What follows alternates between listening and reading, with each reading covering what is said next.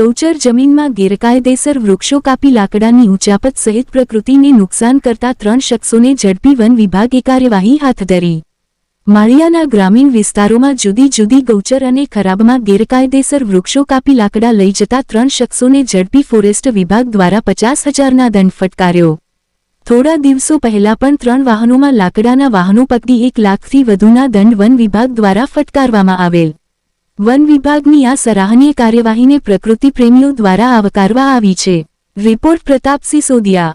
અને હાલમાં પડી રહેલ પુષ્કળ ગરમીને નાથવા રૂપે વૃક્ષારોપણની ઝુંબેશ અંતર્ગત એક પેડ પ્રતિબદ્ધ હોય અત્રેના માળિયા તાલુકાની માળિયા વન્યજીવ રેન્જના વિસ્તારમાં ગૌચર પડતર ખરાબામાંથી અલગ અલગ 6 ઈસમો દ્વારા ગેરધોરણે વાહતુક પાસ વગર લાકડાઓનું કટિંગ કરી અને વાહતુક કરતા ઈસમોને અટકાવી અને તેમની પર ધોરણસરની કાર્યવાહી કરી 50,000નો દંડ કરવામાં આવેલ છે।